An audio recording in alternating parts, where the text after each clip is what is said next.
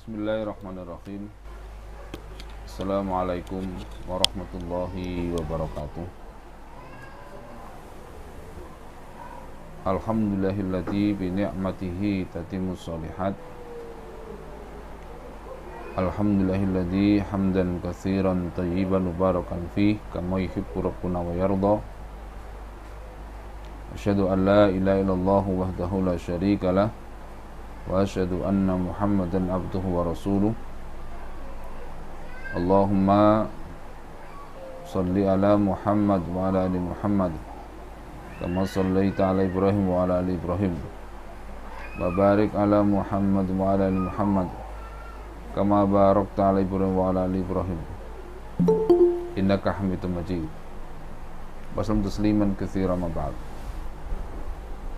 Anak-anak sekalian, kita pagi ini akan melanjutkan belajar kita tentang adab penuntut ilmu. Untuk pagi ini memang tidak ada slide, jadi saya langsung membacakan dari salah satu rujukan atau salah satu sumber yang kita pakai untuk adab penuntut ilmu. Dan pagi ini tentang bab terkait dengan adab seorang murid kepada gurunya, atau adabut thalib ma'a syaikhih. Ya, jadi adab seorang pencari ilmu ya, bersama gurunya. Jadi disiapkan baik-baik catatannya. Semoga nanti bisa dipelajari dan juga bisa diamalkan. Baik, yang pertama adalah bahwa harus kita betul-betul menyadari bahwa guru itu oleh Allah Subhanahu wa taala ditempatkan kepada kedudukan yang mulia. Mengapa? Karena guru, apalagi yang mengajarkan ilmu syar'iyyah, mengajarkan ilmu agama, itu menyampaikan tuntunan Allah Subhanahu wa taala, menyampaikan ajaran agama Allah Subhanahu wa taala, yang itu merupakan jalan keselamatan yang diberikan oleh Allah kepada semua hamba, yang harapannya hamba atau para hamba memedomani tuntunan itu sehingga nanti terarah tujuan hidupnya, sehingga seluruh perjalanan hidup yang dia jalani betul-betul sesuai dengan tuntunan yang telah Allah berikan. Sebarat orang dalam perjalanan, dia tidak tersesat, tapi dia sampai ke tujuan yang telah ditetapkan oleh Allah Subhanahu wa taala. Baik, kita akan mulai dengan bagian pertama dari adab murid ya kepada guru. Yang pertama adalah riayatu hurmati syekh. Riayatu hurmati syekh, menjaga kehormatan guru. Ya, menjaga kehormatan guru. Jadi pada dasarnya mengambil ilmu itu pertama kali bukanlah dari buku, tetapi harus diambil dari guru yang dipercaya, memiliki kunci-kunci pembuka ilmu, agar seorang pencari ilmu itu terbebas dari bahaya dan juga ketergelinciran. Oleh karena itu, setiap santri atau setiap orang mencari ilmu harus menjaga kehormatan gurunya. Mengapa? Karena itu adalah tanda keberhasilan. Jadi di antara tanda keberhasilan mencari ilmu itu adalah menghormati guru. Jadi menghormati orang-orang yang telah memberikan ilmu kepada kita. Meskipun guru yang mengajarkan tuntunan Allah, itulah yang harus kita muliakan. Tapi sebenarnya Islam mengajarkan kepada semua guru, semua orang yang pernah berjasa untuk memandaikan kita, ini seharusnya kita muliakan. Jadi katakanlah dulu guru TK yang pernah mengajarkan atau yang pernah memperkenalkan huruf kepada kita, sehingga akhirnya kita menjadi orang yang bebas dari buta huruf. Kita bisa mengenal tulis baca. Yang ketika kita mengenal tulis baca, maka kita akan bisa mengenal dunia ini lebih luas. Karena informasi itu disampaikan melalui tulisan. Ilmu itu diwariskan melalui tulisan juga. Ya, jadi melalui buku, ya, melalui kitab-kitab, ya, melalui risalah-risalah, yang akhirnya semuanya tersampaikan kepada kita. Nah, ini guru secara umum. Jadi siapapun orang yang pernah memberikan kebaikan kepada kita dalam bentuk tuntunan atau dalam bentuk ilmu, maka seharusnya kita muliakan dan kita hormati. Seperti kata Nabi SAW, laisa minna man lam yarham saghirana wa lam yuwaqqir kabirana wa lam ya'rif fi alimina. Bukanlah golonganku orang yang tidak menyayangi yang muda, tidak menghormati yang tua, dan kemudian tidak mengetahui hak orang-orang yang berilmu di antara kami, di antara kita, kata Nabi SAW. Jadi sebagaimana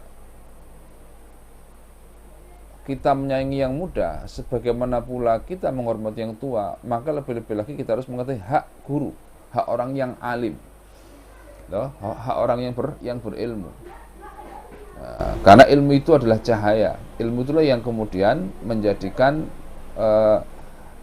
cerahnya, menjadikan benderangnya kejiwaan seseorang hamba. Dan itu lebih penting dibandingkan dengan yang lain, apapun itu.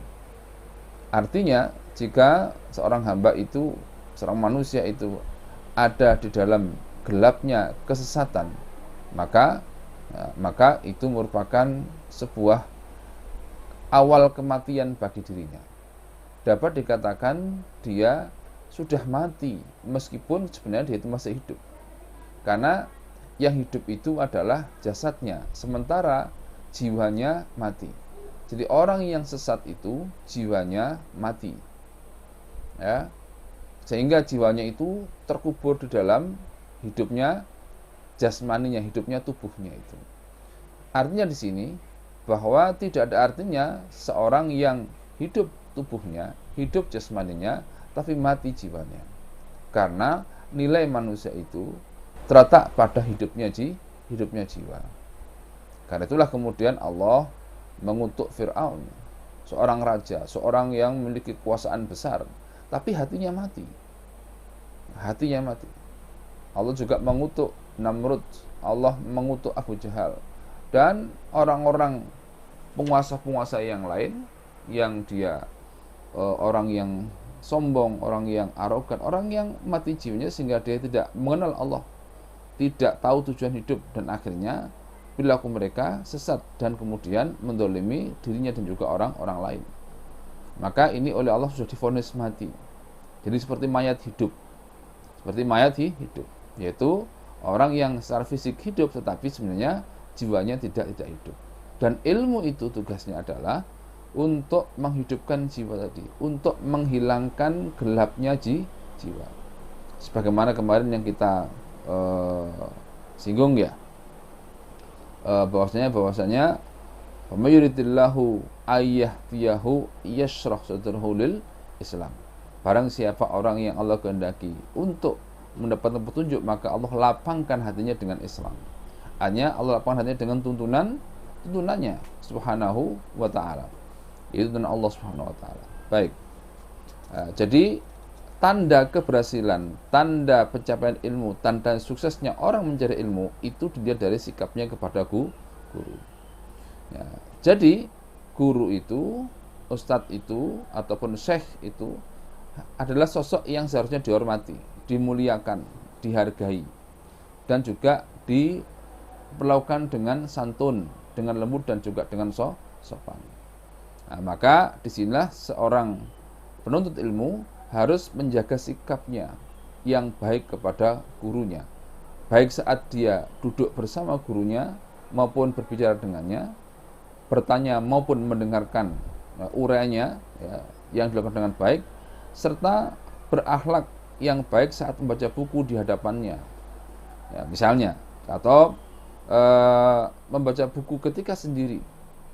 Nah, misalnya, kemudian tidak lancang atau tidak berani mendebat di depannya, atau berdebat di depan gurunya, ataupun yang lain. Termasuk juga misalnya tidak mendahulunya baik dalam berjalan maupun saat berjalan. Tidak mendahului guru itu dalam perkataan ataupun berjalan. Jadi ketika tidak diperintahkan untuk berkata, untuk berbicara, maka jangan berbicara jika di hadapan guru. Ya. Kemudian berikutnya, kalau kita berjalan, kalau kita sedang berjalan, jika ada guru itu lewat, maka hendaknya kita menunggu guru itu lewat dulu, baru kemudian kita yang berjalan, ya, di belakangnya. Nah, ini adalah tuntunan para ulama dulu kepada kita, dan ini adalah termasuk di antara tuntunan yang sangat mulia dalam Islam. Nah, kemudian tidak memperbanyak bicara di isinya, jadi banyak ngobrol tidak jelas ketika berada bersama para guru atau berada di sisi guru. Ya. Juga termasuk di dalamnya adalah tidak memotong pembicaraannya, ya, tidak memotong pelajarannya dengan perkataan kita. Biasanya celetukan, ya, celetukan. Misalnya ada yang iseng ingin menjadikan kelas itu tertawa, makanya kemudian ketika guru menjelaskan ada satu kesempatan yang dia pakai. Kesempatan ini maksudnya adalah hal-hal yang dia bisa dia komentari dengan komentar-komentar yang aneh, sehingga kemudian menimbulkan ketawa satu kelas. Nah, kalau berhasil maka dia merasa bangga. Kemudian nanti dia akan lakukan itu sekali lagi, dan kemudian temannya pun juga senang dan lain sebagainya. Ya, akhirnya merusak suasana kelas. Ya, kelas kita belajar agama tidak seperti itu. Ya, jadi kelas kita belajar agama tidak seperti itu. Ya, kemudian riuh, ya, saling balas kata, ya, saling berbicara antara para guru dan juga murid, tetapi ditempatkan waktunya sesuai dengan haknya. Jika kemudian guru itu memberikan kesempatan kepada siapa? Kepada muridnya untuk berbicara, maka dipersilakan berbicara. Kemudian juga tidak mendesak seorang guru untuk menjawab sebuah pertanyaan. Mengapa? Ya, banyak faktor. Bisa jadi kalau dijawab pertanyaan itu akan merepotkan yang bertanya, atau akan merepotkan yang lain. Ya. Nah, jadi ya ladina manu la tasalu arsya'a in tubtalakum tasukum. Wahai orang beriman, kamu jangan bertanya sesuatu yang kalau dijawab itu akan menyulitkan diri sendiri.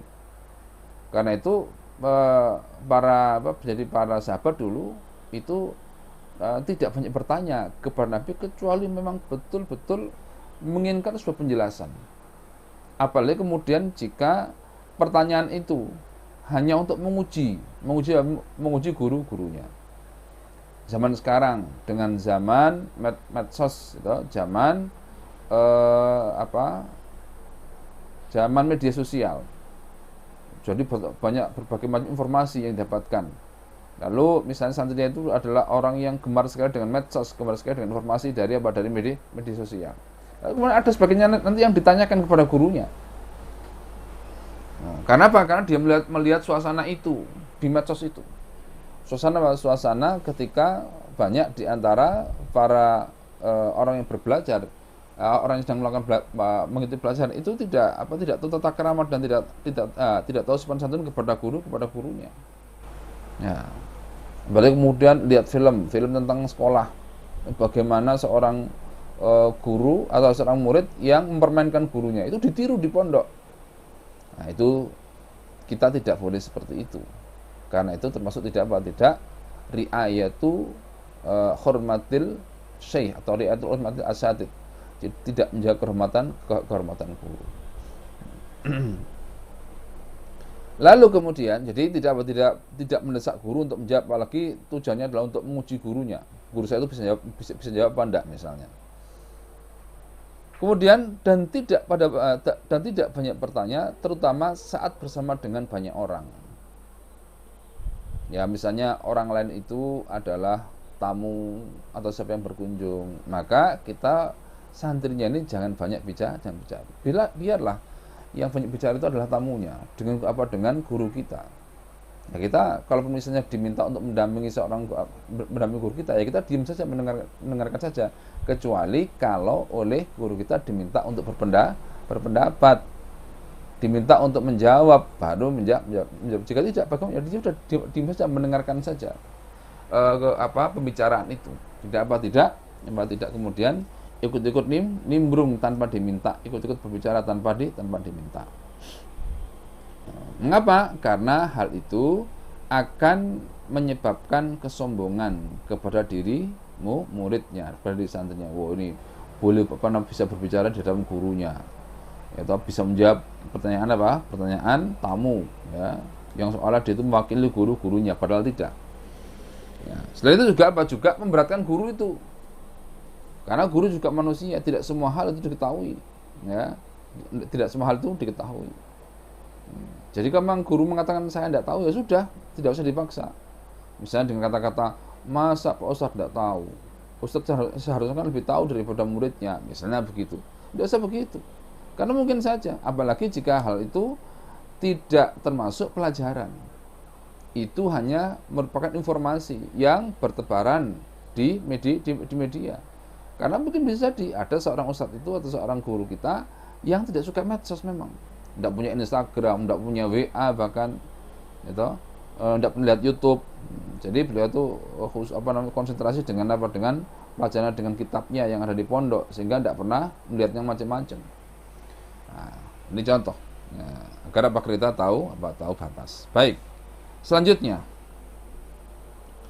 wala tunati bi ismihi mujarradan, dan jangan memanggil guru dengan namanya saja, au ma'alaqabihi, atau memanggil dengan julukannya saja. Kakaulika, misalnya seperti perkataanmu, ya Syekh fulan, wahai guru fulan, ya, wahai guru fulan. Tapi apa? Misalnya wahai guru Ahmad. Nah, tapi bagaimana baiknya panggilnya? Kul ya syekhi, ya ustadzi, misalnya, ya ustadzati, atau ya syekhina, atau ya syekhona, wahai guru kami, atau wahai ustadz kami. Nah, jadi memanggilnya ya syekhona atau ya syekhi, ya kalau sendirian. Kemudian fala tusammihi, dan jangan dipanggil namanya. Ya. Mengapa? Fa'inahu arfa'u fil adab. Ya, karena apa? Yang demikian itu lebih santun, lebih santun, lebih tinggi sikap adabnya kepada gurunya. Jadi tidak dengan memanggil namanya. Jadi langsung dipanggil wahai guru saya, wahai guru kami, wahai ustadz atau wahai ustadzah. Itu kan kalau di kita, ya. Kalau di Indonesia. Baik. Lalu wala tukhatifuhu, ya, bida'il khitab. Ya. Jangan berbicara dengan menggunakan tak khitab, maksudnya kata-kata kamu. Ya, kata kamu. Juga kemudian, ya, au tunadihi min bu'tin min ghairi ittirar. Jangan memanggil ustaz dari kejauhan, kecuali dalam keadaan darurat. Jadi kalau yang yang tadi tidak memanggil dengan tak khitab itu begini. Jadi misalnya ada seorang yang mengatakan,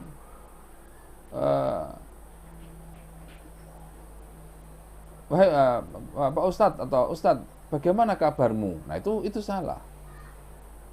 Tidak begitu. Mengapa? Kata-kata itu menunjukkan apa? Menunjukkan tidak etis, tidak sopan. Wahai Ustadz, bagaimana kabarmu? Nah, jadi wahai Ustadz, bagaimana kabarnya? Bagaimana keadaannya? Itu baik. Atau bagaimana keadaan Ustadz? Nah, jadi tidak menggunakan kata ganti kata kedua. Ya nanti kalau bahasa Arab biasanya kalau dalam bahasa Arab itu dengan menggunakan khitab, ya, orang jadi mukhatab tapi dijamakkan. Nah, dijamakkan. Ya, misalnya kaifa halukum ya Ustaz. Kaifa halukum? Bagaimana kabar Anda wahai Ustaz? Misalnya begitu. Jadi tidak memanggil dengan nama panggilan, atau tidak memanggil dengan namanya, tapi dengan julukannya itu, dengan statusnya yaitu sebagai ustaz. Dan kemudian tidak memanggil ustaz dari kejauhan atau ustaz dari kejauhan. Mengapa? Karena dia akan cenderung berteriak. Berteriak. Ustaz. Wah, enggak begitu. Tapi apa? Mendekat. Kemudian berbicara dengan cara yang sopan kepada ustadz itu. Ya, maaf Ustaz, kami ada keperluan. Nah, itu kan bagus. Maaf Ustaz, sekarang pelajarnya Ustaz. Ya, sekarang jadwalnya Ustaz di kelas misalnya. Jadi apa? Tidak dengan berteriak. Makanya di sini kemudian wandur ma dzakarallahu ta'ala minat dalalati alal adab ma'a mu'allimin nas al khaira sallallahu alaihi wasallam. Ya, jadi lihatlah apa yang Allah sebutkan ya dari dalil terhadap atau dalil atas sopan santun, adab tata krama bersama guru manusia yaitu Nabi sallallahu alaihi wasallam. Di mana Allah berfirman, la taj'alu du'a ar-rasuli bainakum ka du'a'i ba'dikum ba'dha. Ya.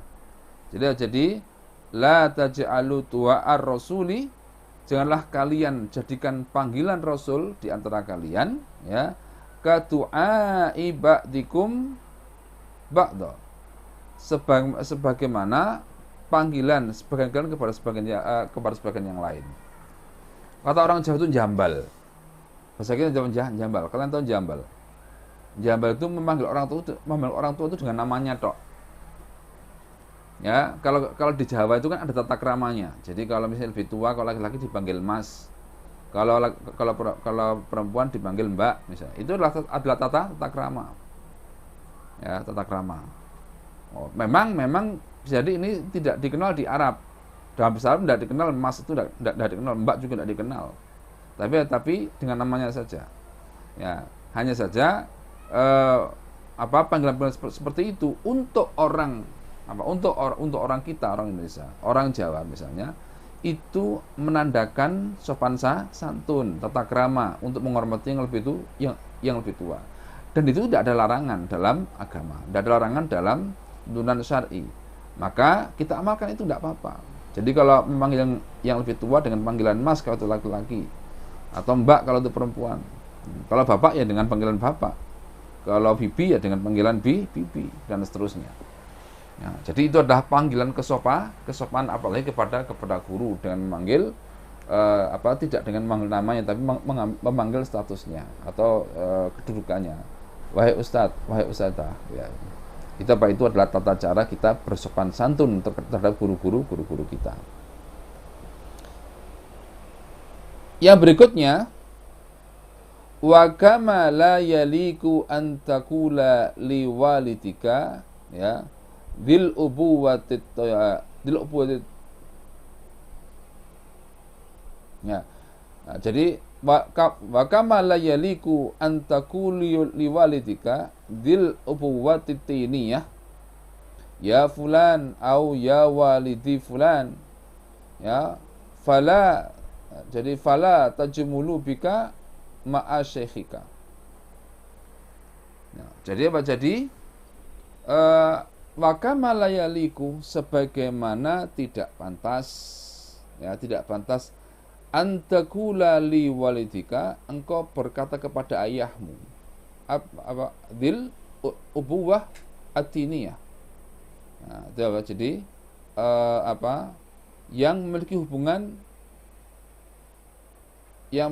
hubungan darah dengan ayahnya.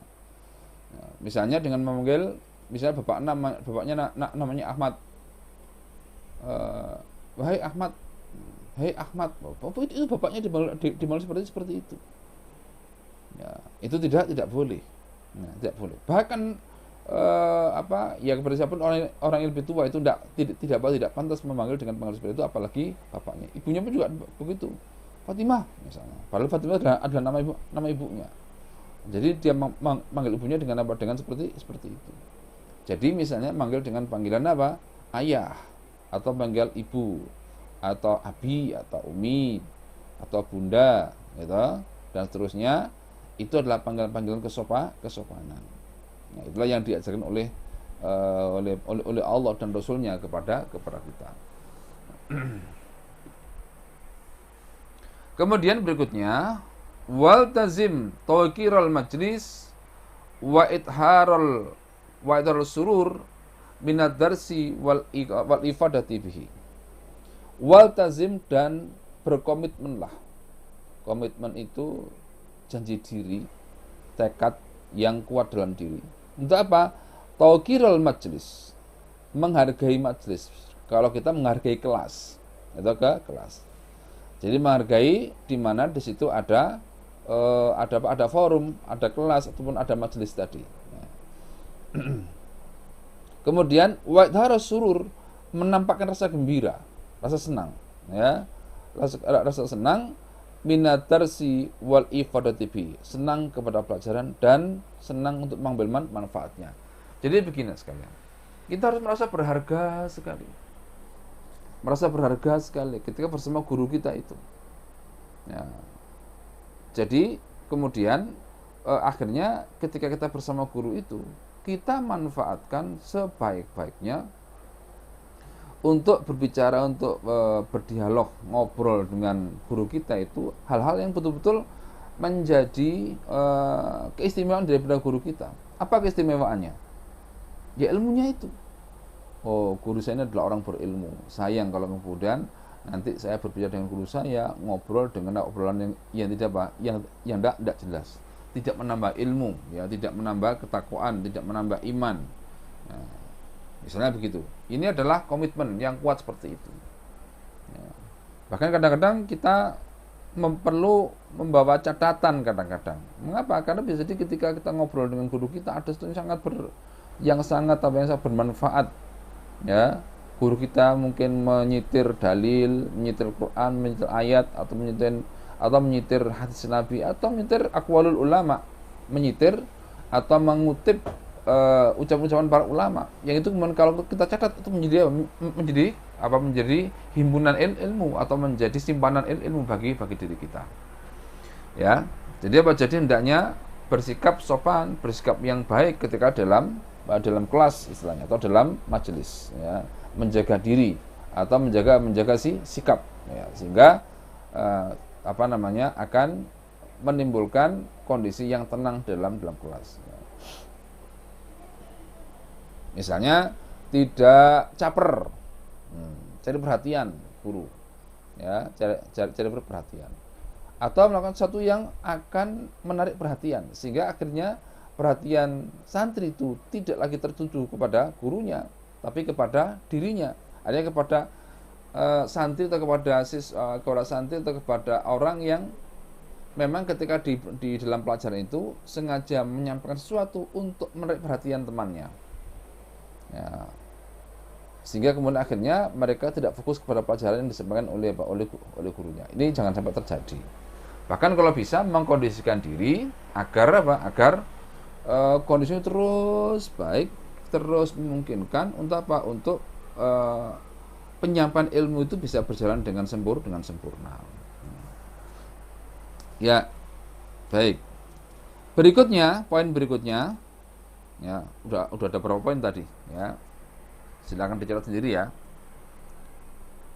Wa idza badalaka khata'un minasyikh, apabila tampak olehmu khata'un minasyikh, kesalahan yang berasal dari guru, mungkin salah menjawab gitu dan lain sebagainya, maka bagaimana sikap kita?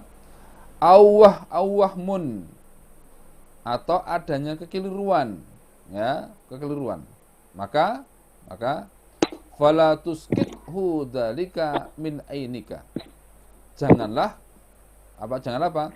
Menganggapnya jatuh harga dirinya dalam pandanganmu. Jadi misalnya begini, bukan berarti seorang itu yang katakanlah alim sekalipun, orang yang ahli sekalipun, kemudian pasti bisa menjawab semua persoalan, enggak. Bahkan dulu para imam, para imam besar itu, dulu ketika ditanya oleh orang bertanya, itu lebih banyak mereka menjawab tidak tahu daripada menjawab tahu. Mengapa? Bisa jadi menjawab tidak tahu itu karena apa? Karena menjaga bahwasannya ilmu ini, pengetahuan ini belum saatnya untuk diketahui oleh santrinya itu, belum saatnya. Ya, lebih baik dia bersabar. Maka apa? Maka hendaknya tidak maksa guru itu untuk menjawab, sudah diterima apa yang dijelaskan oleh guru. Atau kalau misalnya Anda kata guru kita diam saja, tidak mau menjawab, maka jangan kemudian ada prasangka buruk. Misalnya, aduh guru saya ini paling tidak ngerti misalnya gitu ya, atau guru saya ini marah pada saya, padahal tidak ya, karena pertanyaan itu tidak tepat untuk disampaikan ya. Sehingga tidak sampai jatuh harga diri guru di hadapan kita karena guru itu belum bisa menjawab atau tidak mau menjawab ya. Jadi fa'innahu sababun li khirmanika min ilmihi. Karena apa? Karena hal itu. Jadi kalau misalnya meremehkan guru karena tadi tidak bisa menjawab, maka itu akan menjadi terhalangnya ilmu itu dari guru tersebut. Jadi akhirnya kita tidak mendapatkan ilmu dari guru itu. Mengapa? Karena kita sudah tidak hormat lagi. Kita sudah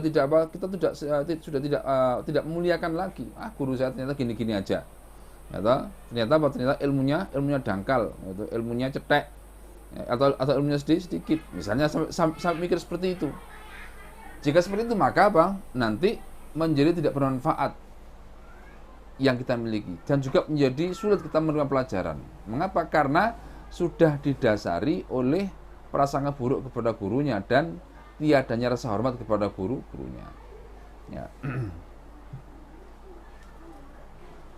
Waman dalladhi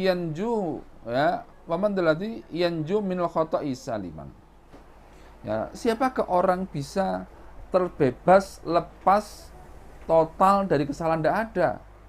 Sepandai apapun orang, itu suatu saat akan berbuat kesalahan atau tidak mengerti pertanyaan, bisa jadi. Ya, jadi jangan dibayangkan guru itu serba tahu. Ya, meskipun memang guru harus lebih tahu, tapi tidak kembali semua hal harus tahu dan harus terjawab. Karena kadang-kadang itu memerlukan waktu, memerlukan semacam saat untuk bisa disampaikan kepada misalnya guru atau ustadz mempertimbangkan ini, kalau saya jawab teman yang lain jadi bingung.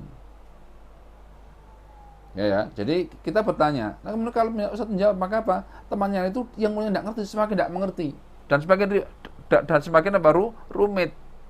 Maka guru itu mempertimbangkan, sudah, tidak perlu saya jelaskan. Ya, nanti itu akan sampai pada bagian itu, pada penjelasan itu yang nanti akan difahami tidak hanya oleh dirinya tapi juga oleh teman-teman semuanya, teman-teman santri itu semuanya. Ya, jadi begitu. Ya. Jadi tidak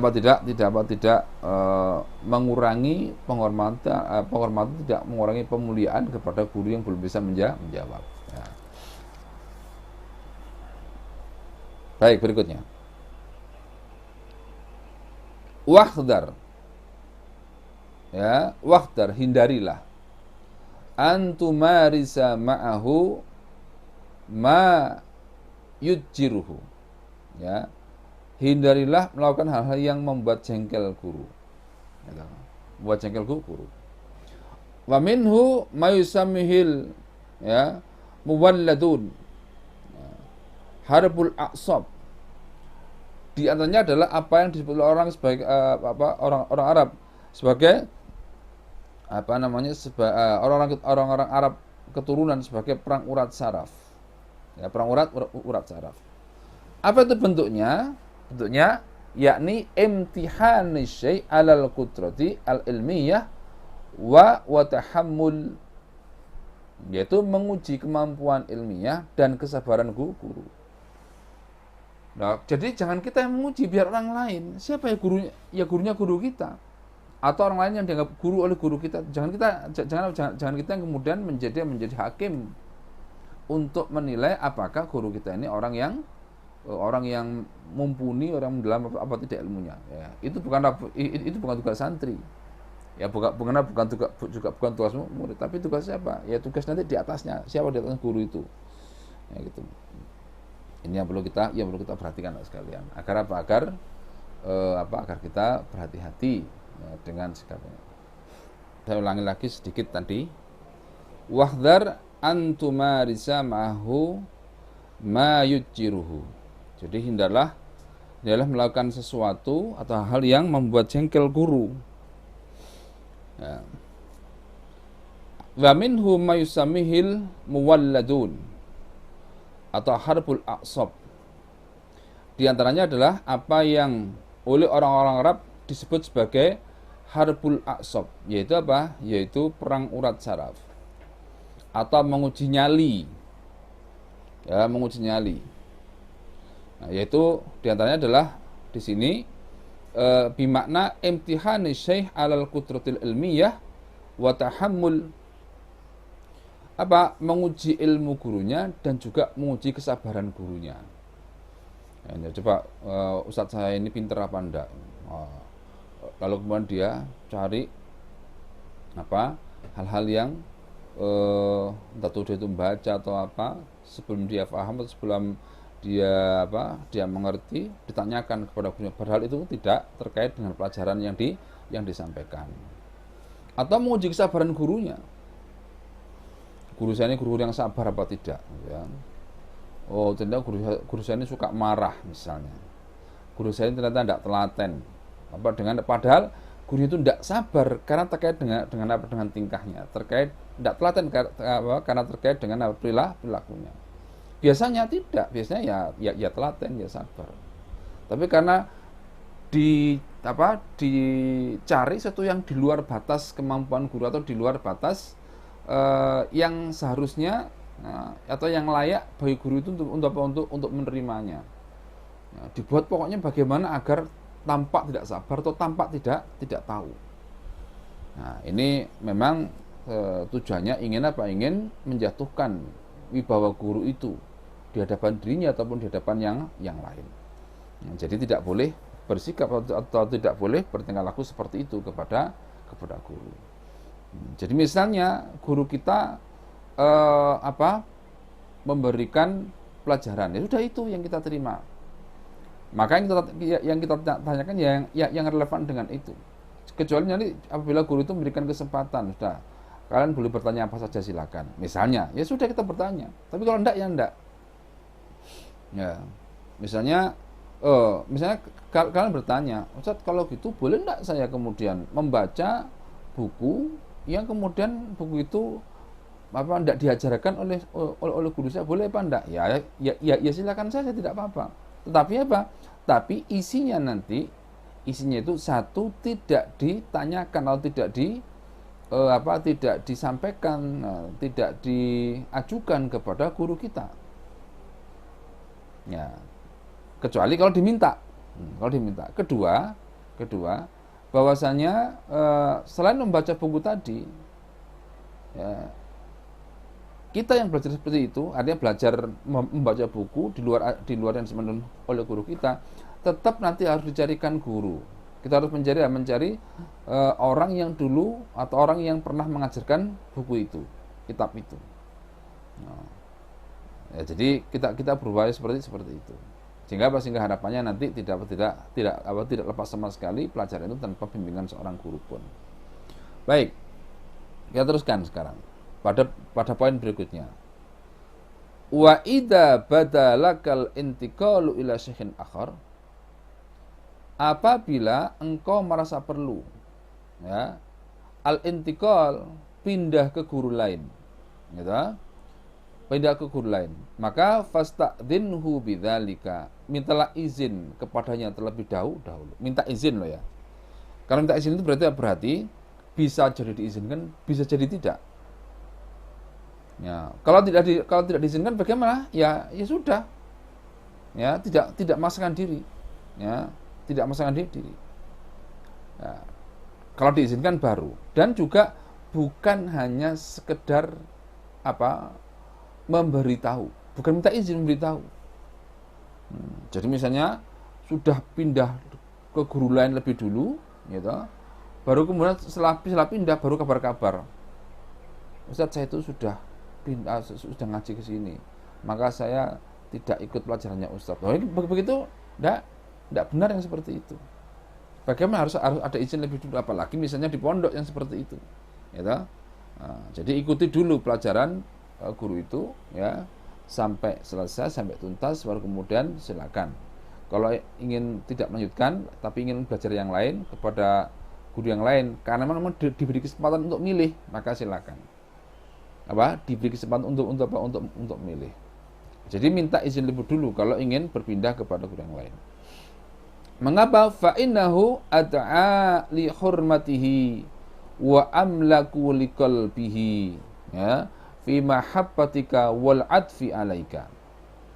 Ya, karena yang demikian itu cara minta izin lebih dulu tadi itu lebih menjaga kehormatan guru kita. Kemudian lebih mendorong atau lebih menumbuhkan rasa cinta dan simpati di dalam hati guru kita kepada diri kita. Ya, jadi tidak sampai kemudian guru itu akhirnya jengkel kepada kita. Akhirnya tersinggung dan lain sebagainya. Harapannya meskipun kita misalnya tidak mengikuti pelajarannya, maka kemudian ketika beliau menyampaikan ketika beliau itu menyampaikan saat itu minta kepada guru itu untuk izin pindah ke guru yang lain, maka apa jawab guru itu misalnya, ya, semoga kamu mendapatkan yang kamu inginkan, semoga Allah mudahkan kamu. Nah, itu doanya. Itu doa guru kita kalau memang kita minta izin. Jadi kalau tidak bagaimana? Ya sudah, ya, kita tidak memaksakan diri. Anak penting seperti ini untuk kita pahami, karena apa? Belajar pun juga ada urutannya. Betul, juga ada urutannya. Misalnya begini. Di pondok dipelajari kitab tertentu. Ya dihabiskan. Lalu kemudian kita tuh tidak serantan itu ya. Tidak sabar. Akhirnya kita baca sendiri sampai selesai. Dibaca di buku sampai selesai. Wah, ini kalau nunggu teman-teman di kelas itu terlalu lama, ya, terlalu lama.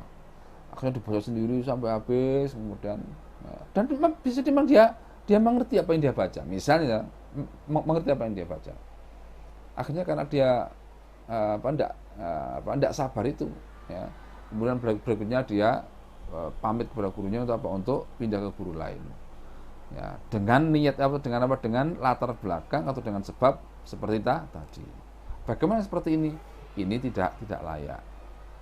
Seharusnya bagaimana kalau misalnya kita sudah membaca lebih dulu kitab itu, yang tidak sama dengan teman kita, maka seharusnya santri itu tetap mendengarkan pelajaran dari gurunya. Mengapa? Itu dari baca seterusnya dalam murojaah, gitu. Kemudian sekaligus juga untuk ngecek, jangan-jangan ada yang dia baca itu salah.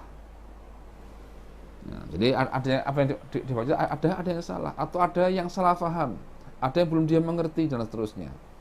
Nah, maka hendaknya tidak segan-segan untuk menanyakan kepada gurunya. Ini pentingnya ada bimbingan seorang guru dalam kita belajar. Ya, baik. Jadi kalau kita ingin pindah ke guru lain, hendaknya kita minta izin. Jadi tidak nyelonong saja kemudian akhirnya tanpa ada pemberitahuan, tanpa ada informasi apa-apa, dan juga tanpa minta izin kepada guru kita. Nah, berikutnya ila akhiri jumlatin adabi ya'rifuha bitab'i kullu muwaffaqin mubarakin wafa'an, ya, li haqqi syekhika fi ubuwatid diniyah. Ya, jadi juga ada adab-adab lain yang secara naluri bisa diketahui oleh setiap orang yang diberi petunjuk dan keberkahan. Apa yang dimaksud dengan apa? Dengan adab-adab yang diketahui secara naluri. Apa ini maksudnya? Jadi begini, kita ini tahu meskipun belum pernah diajarkan, meskipun belum pernah disampaikan, karena kita ini melihat tingkah laku mungkin orang tua atau mungkin orang lain di sekitar kita. Oh, ternyata kalau kepada orang tua harus seperti itu sifatnya. Nah, harus sopan seperti itu, harus santun seperti itu misalnya. Jadi meskipun belum diajarkan, dia tahu bahwasanya seharusnya yang muda itu menghormati yang tua. Gurunya kan lebih tua kata anak itu. Entah itu lebih tua lebih tua umur atau lebih tua ilmunya. Kan ada orang-orang itu yang dia itu lebih muda dari kita tapi dia lebih alim, tapi dia lebih berilmu. Bagaimana sikap kita? Ya memuliakan. Nah, jadi ada semacam perasaan dalam diri kita bahwa harus berbicara dengan baik, berbicara dengan hati-hati, tidak boleh bicara sembarangan. Misalnya, itu termasuk di antara kesadaran mengetahui adab secara naluriah. Meskipun itu belum diajarkan di pondok, belum diajarkan, tapi dia jatuh sendiri. Ya, itu ya. Nah, yang ini kemudian menjadi isyarat bahwa dia termasuk orang yang diberi taufik oleh Allah, diberi keberkahan oleh Allah, sehingga meskipun dia belum mendapatkan pelajaran tentang tata krama itu, tentang adab itu, dia sudah menjalankannya, dia sudah mengamalkannya. Nah, hal ini dalam rangka memenuhi hak daripada guru-guru kita. Yang guru kita adalah apa? Guru kita itu adalah ubuwatihid diniyah. Jadi ubuwatina diniyah, yaitu bapak-bapak dalam agama. Ya, orang tua dalam agama. Jadi kalau kita ini mondok, maka ustadz kita itulah orang tua kita. Ya. Ustadzah kita adalah ibu kita. Karena tugas beliau itu adalah mengganti peran orang tua. Jadi orang mondok itu kan begini. Jadi santri mondok itu adalah bahwa karena orang tua itu ayah, ibu, abi, umi, ya, kemudian orang tua kita lah, ya, itu merasa dan sadar kemampuannya terbatas untuk mengajari anaknya. Ya, misalnya untuk mengajari agama anaknya itu terbatas, tidak punya kemampuan. Ya, ataupun sudah habis, ya, sudah habis misalnya. Maka bagaimana? Akhirnya oleh orang tua dititipkanlah anak itu ke pondok. Nah, padahal seharusnya tugas mendidik itu adalah tugas apa? Tugas orang tua, tugas ayah, tugas ibu, ya, tugas abi, tugas umi untuk itu. Jadi kalau di rumah itu guru kita itu ya orang tua kita. Tapi kemudian karena di level tertentu, di tingkat tertentu, guru kita di rumah itu, orang tua kita itu sudah merasa sudah merasa tidak punya ilmu lagi untuk disampaikan kepada anaknya. Nah, jadi artinya kalau anak itu ingin belajar lebih jauh, ya, lebih tinggi atau lebih banyak, tidak bisa. Maka akhirnya orang tua kita mengantarkan kita ke mana? Ke pesantren, ke pondok. Agar nanti harapannya bisa mendapatkan ilmu yang lebih banyak dan lebih mendalam. Ya. Nah, dalam keadaan seperti ini, ya, akhirnya orang tua itu menyerahkan anaknya ke pondok, sehingga tugas orang tua itu kemudian dijalankan oleh pondok. Maka dari sini akhirnya yang menerima amanah dari orang tua, yaitu para ustadz-ustadzah itu berperan sebagai orang tua bagi santri. Itulah yang disebut sebagai ubuwatud diniyah atau umuwatud diniyah, bapak-bapak dalam agama atau ibu-ibu dalam agama. Ya, ubuwatud diniyah, ya, wa umuwatud diniyah. Dulu itu bunyai misalnya, itu kalau punya, atau untuk ustadzah itu seperti orang tua sendiri. Mengapa? Karena menggantikan peran orang tua di mana? Di di sekolah, ya, yang dimana orang tua tidak bisa menjalankan sendiri itu. Ya. Au tusammihi ba'dul qawanin bi ismir radha'il adabi. Ya, atau sebagian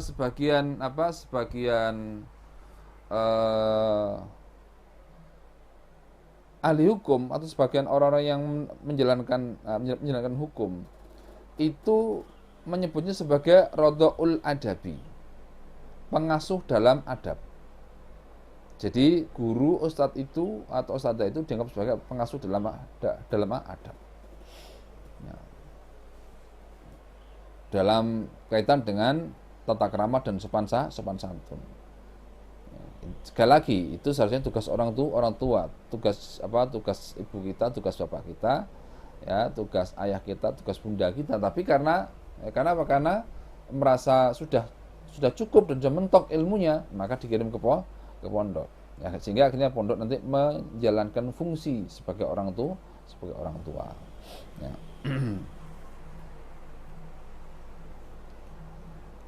Kemudian wa tasmiyatu ba'dil ulama lahu ay al-ubuwatad diniyah, ya, al-yak.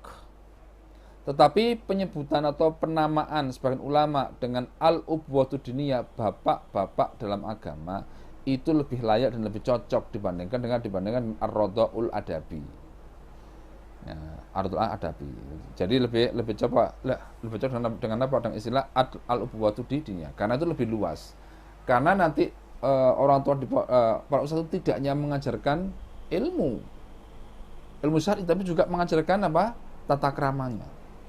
Mungkin memang ada nanti sebagian dari orang-orang di pondok itu yang tugasnya adalah untuk tugasnya untuk memberikan contoh kebaikan saja, contoh kesopanan, contoh tentang kesantunan. Karena apa? Karena tidak mengajar. Loh, kenapa kok tidak mengajar? Karena memang bukan bidangnya.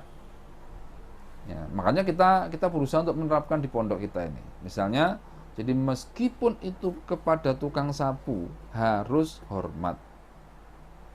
Tidak boleh seperti bos kecil, ya, majikan kecil, sukanya main perintah. Loh, itu dia kan tukang sapu, gitu kan? Dia tukang sapu. Dia itu kan yang tukang ngambil sampah misalnya. Maka kita tidak seperti itu. Ya, jadi kembali kepada kaidah Nabi, apa itu? Menyayangi yang muda, menghormati yang tua, dan juga memuliakan orang yang berilmu. Kadang-kadang nanti yang datang kepada kita orang berilmu itu macam-macam. Ya, ada yang tidak kelihatan beliau sebagai orang yang ahli ilmu. Ya, maka kita harus memahami dan kita harus mengerti, sehingga sejak awal bersikap kepada siapapun itu harus dengan sikap yang baik, yang terbaik yang kita bisa. Nanti kemudian baru ada semacam urutannya. Oh, bersikap sopan kepada Nabi, orang-orang soleh, lalu kepada orang tua dan seterusnya. Ya.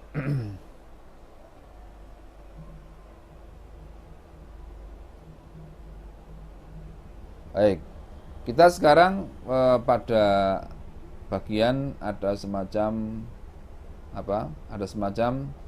peringatan yang disampaikan itu oleh kitab ini dari para ulama, ya. Tanbihun minhum, peringatan dari para ulama.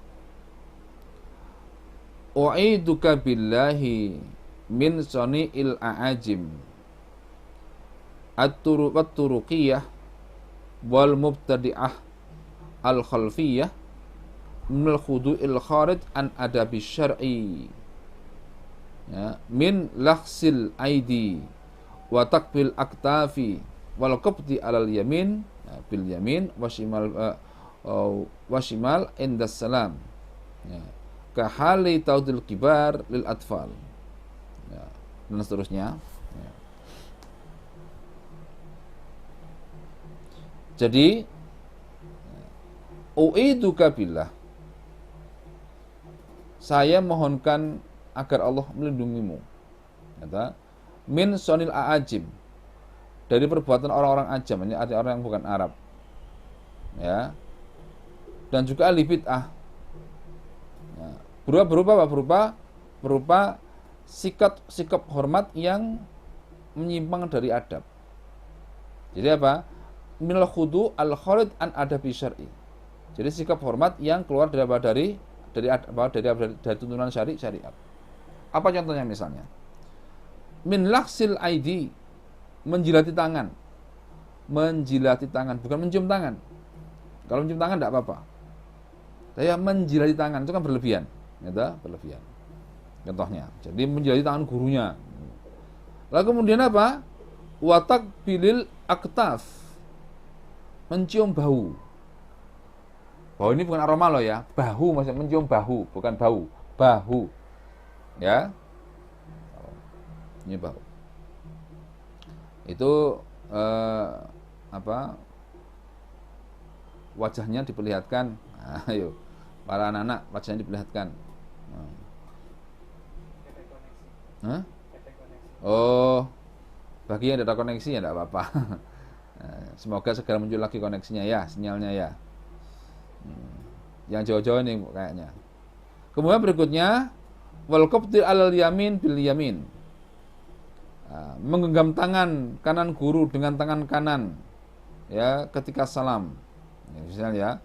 Jadi salamnya itu sampai wah begini-begini, enggak, biasa saja.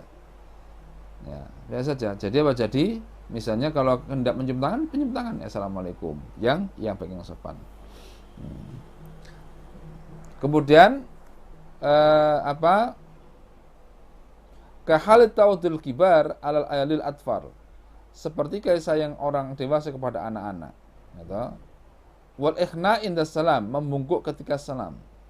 Tidak seperti itu. Lalu kemudian wastiqmalil al-fadir, ya, rakhwatil mutakhadilah, menggunakan kata rendahan yang membuat diri itu hina. Ya, jadi menyampaikan tentang apa? Tentang diri itu dengan hina. Misalnya, sayyidi maulaya wa nahfihima, ya, minal al-fadil khodam wal abid. Jadi wahai tuan, wahai sayyidi, wahai tuanku, wahai maulaku, itu wahai majikanku. Atau ungkapan yang semisal. Ungkapan yang semisal. Jadi tetap makanya dengan ustadz biasa, atau dengan syekh juga boleh, ya. Dengan guru kalau misalnya dengan wahai bapak guru atau wahai ibu guru, tidak apa-apa seperti itu. Jadi tidak usah berlebihan. Jadi kalau mencium tangan ya mencium tangan saja ya. Jadi tidak usah berlebihan. Ya, ini penting untuk kita ketahui agar kita tidak melewati batas dalam menghormati dalam melakukan guru kita. Baik, kita teruskan dulu.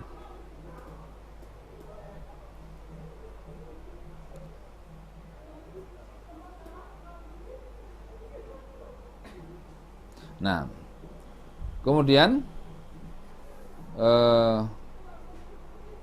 adalah seorang ulama, yaitu Al-Alamatus Salafi Syekh Muhammad Al-Bashir Al-Ibrahimi Al-Jazairi.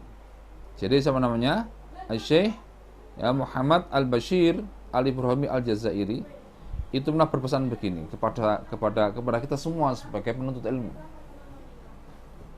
Ra'su malika ayyuhat talib min syekhika. Nah, jadi apa? Modalmu itu, wahai para pencari ilmu, itu berasal dari gurumu. Nah, bekal itu berasal dari guru. Apa di sini? Modalmu dari gurumu adalah meneladani akhlak yang baik dan sifatnya yang mulia. Jadi modal dari guru itu apa? Meladani kebaikan guru itu, ya, meneladani kebaikannya. Ya, jadi dan juga sifat-sifatnya yang mulia. Mungkin guru itu rajin belajar, rajin ibadah. Wah, ini guru saya kok kalau sholat itu tepat waktu. Tepat waktu. Kemudian melaksanakan amalan sunnah, ya. Misalnya sholat sunnah rawatib itu ditunaikan. Nah, itu menjadi sesuatu yang menarik untuk dipelajari, untuk diketahui oleh siapa? Oleh santri. Mengapa? Karena guru itu sedang mengamalkan ilmunya. Ya, sehingga eh, menjadi catatan penting untuk apa, untuk kita para santri. Oh, guru saya itu ternyata dermawan orangnya, dermawan. Tahu dermawan? Ya, suka memberi gitu ya. Kemudian oh, guru saya ternyata apalagi misalnya ramah, gitu ya, ramah, dan seterusnya dan seterusnya. Merupakan hal yang baik dari guru kita. Itu sebenarnya adalah merupakan modal kita untuk belajar. Jadi apa namanya, ra'su malika ya talib min syekhika.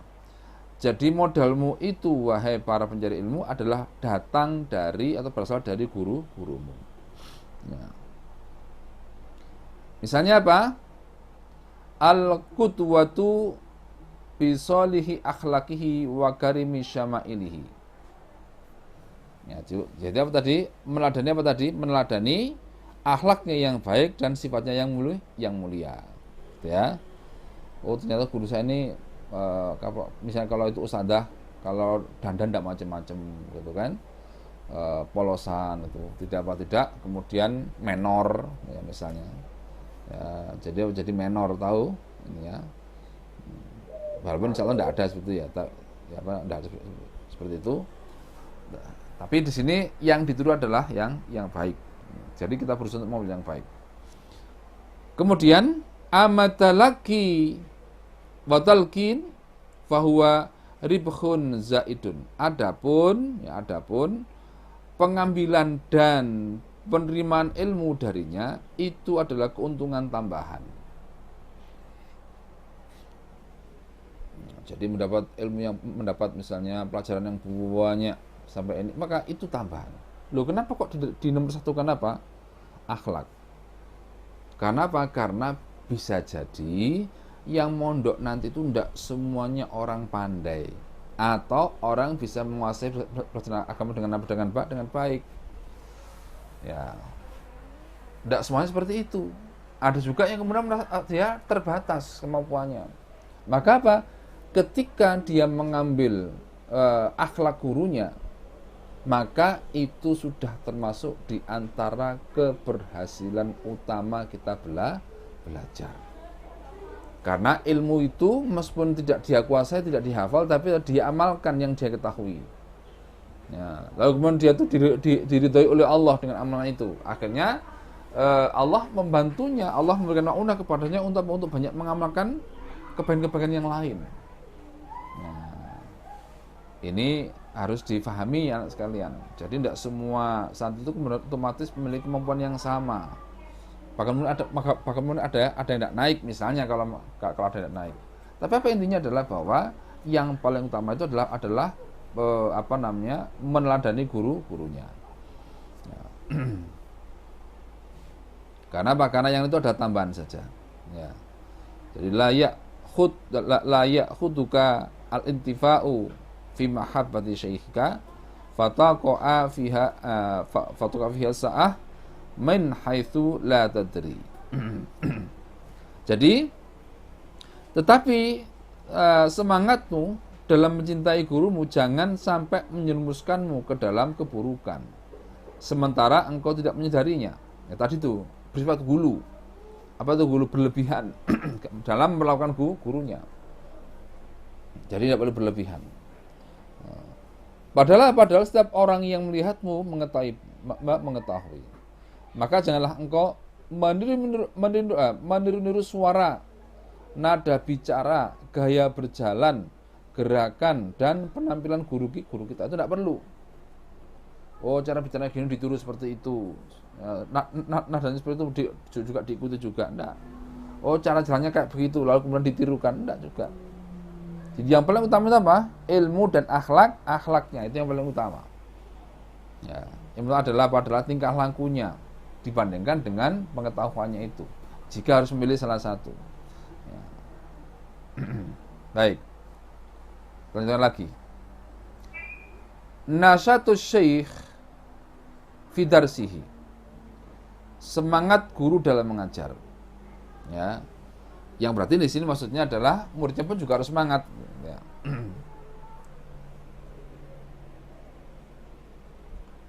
Nasyatu syekh fi darsihi. Jadi semangatnya seorang guru dalam mengajar.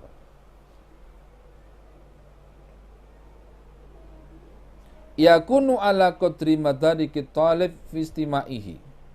Ya, jadi semangat guru dalam mengajar itu sesuai dengan kadar kemampuan murid dalam mendengarkan ya pelajarannya.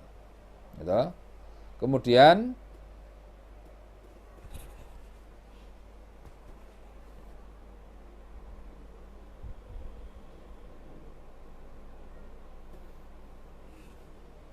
jadi yakunu ala qadri madariki talib fi istimaihi, jadi menyimak kemudian guru wa jam'in nafsihi, fokus ya, fokus berkonsentrasi, lalu wa tafa'uli ahasisihi ma'a syekhihi fi darsihi.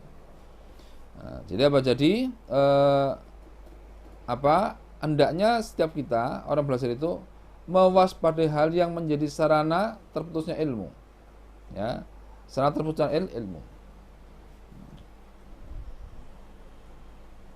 Jadi sekali lagi saya ulangi lagi ya, bahwa semangat ya, jadi semangat itu, semangat guru dalam mengajar itu sesuai dengan kadar kemampuan murid dalam mendengarkannya. Ya.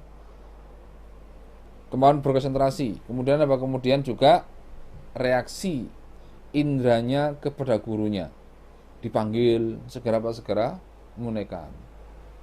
Fulana ke sini, didatangi. Jadi enggak lama-lama. Karena kadang-kadang ada santri itu yang kemudian karena mungkin di rumahnya terbiasa untuk tidak mendengarkan orang tuanya atau mengabaikan orang tua. Nanti di pondok pun juga seperti itu akan selalu ada. Misalnya ketika kemudian ada gurunya datang, itu malah masuk ke kamar, kamar pondoknya, tidak nyambut, tidak apa, tidak peka seperti itu. Bahkan menghindar. Jadi kalau jauh, ada ustadzah, lari semuanya, sembunyi semuanya, misalnya. Ya, tidak seperti itu. Jadi jadi tetap harus menunjukkan rasa hormat kepada guru kita. Nah, itulah kemudian oleh karena itu, jadi walihada fakhdar antakuna wasilata qat'in li ilmihi bil kasal. Jadi waspadailah hal-hal yang menjadi sarana terputusnya ilmu seperti malas, wal futur lemah, wal ittiha bersandar, kemudian wan sirafil dukhni wa futur. Ya. Jadi lapangnya diri kita ya, dalam lapangnya diri kita dalam belajar kepada guru kita itu. Jadi tanpa rasa malas atau sesuatu yang kemudian bisa menjadikan kita tidak fokus kepada guru kita. Nah, jadi ada semangat guru dalam mengajar. Maksudnya di sini adalah bahwa kalau gurunya bersemangat, maka juga nanti akan mempengaruhi semangat murid-muridnya. Ya. Baik, sekalian. Kemudian saya ingatkan lagi, ya satu lagi ya. Setelah itu nanti kan kita akan buka sesi tanya jawab, ya, kalau ada. Qala al-Khatib al-Baghdadi, seorang ulama besar namanya Imam Khatib al-Baghdadi rahimahullahu taala mengatakan, hakul faidati alla tusaqa illa ila mabtaghihi. Ya. Jadi kata beliau hakul faidati, hak ilmu itu hendaknya alla tusaqa illa ala mubtaghiha, tidak diberikan kecuali kepada orang yang mencarinya. Orang betul mencari ilmu itu. Kemudian ya berikutnya wala tu'rada illa ala raghibi fiha. Ya. Jadi tidak disodorkan kecuali kepada orang yang memang menginginkan ilmu itu. Makanya di sini semangat daripada santri harus apa? Harus kuat. Sehingga nampak ini malas-malasan, ini kurang semangat, kurang bergairah dalam belajar. Misalnya, itu nanti harapannya akan bisa diselesaikan. Nah, jadi ro'al muhadis itu ba'dol kurur. Jadi apa? Jadi melihat sebagian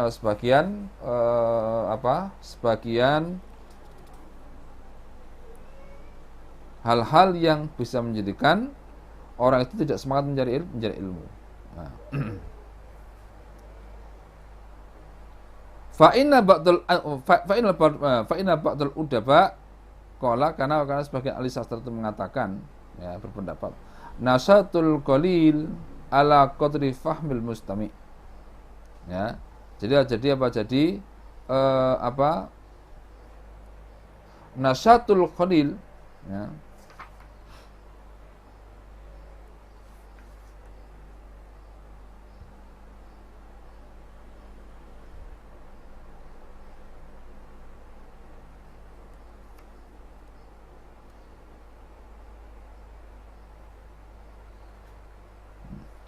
Jadi nasatul qalil ala qadri fahmil mustami.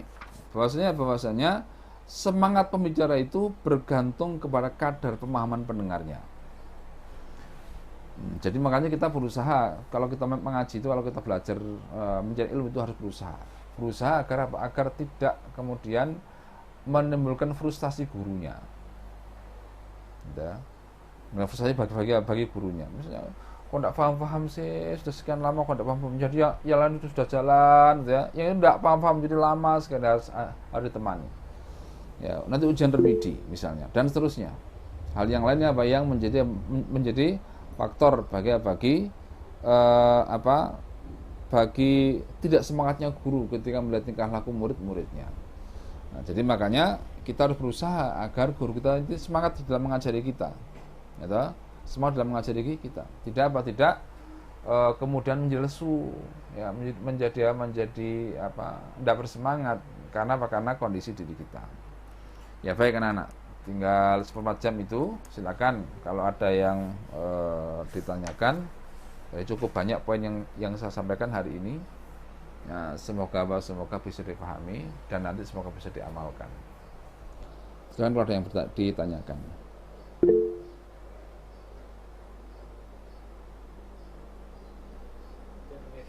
Nah,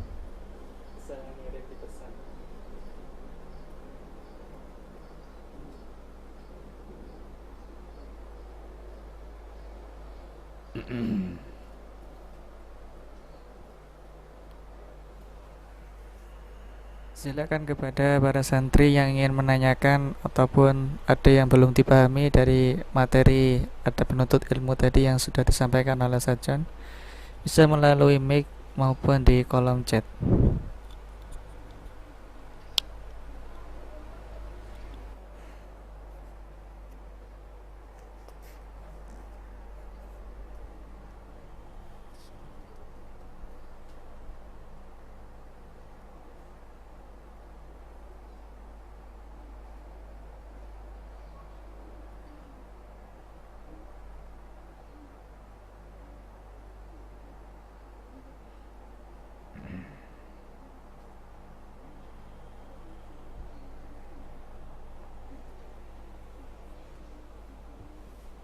mana ada?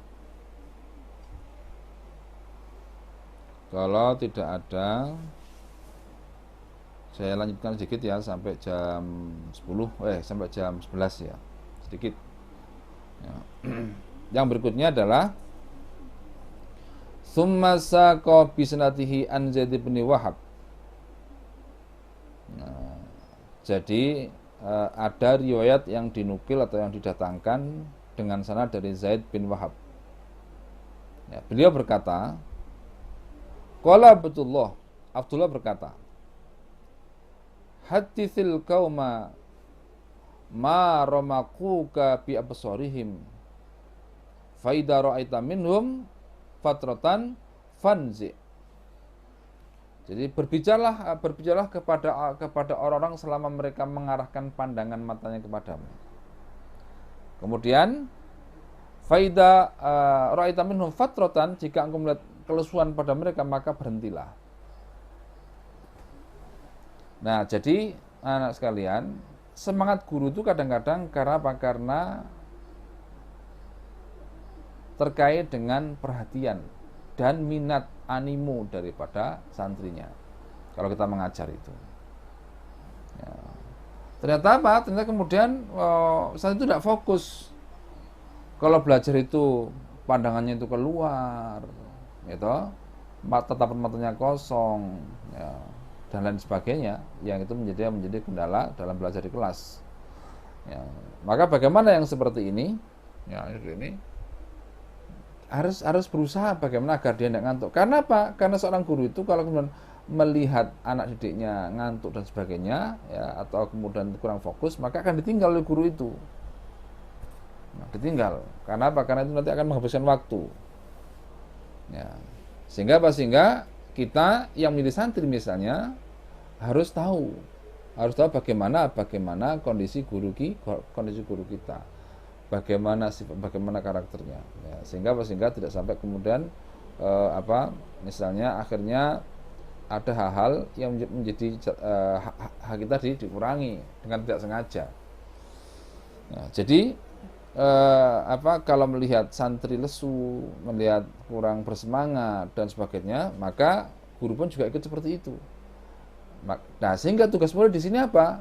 Hendaknya berusaha menempatkan diri sebagai orang yang selalu bersemangat dalam belajar, yaitu antusias, penuh minat dan seterusnya.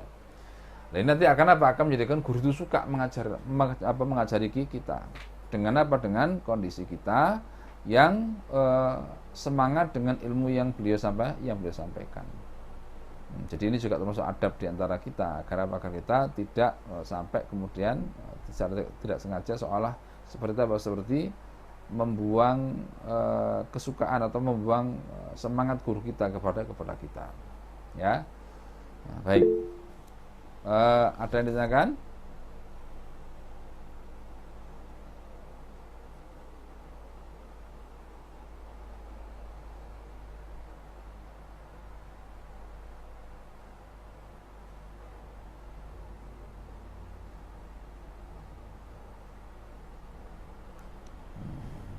Kalau cukup, ya kita akhiri pada pagi hari ini. Semoga bermanfaat untuk kita semuanya, ya, dan semoga anak terus bersemangat untuk mempersiapkan diri belajar.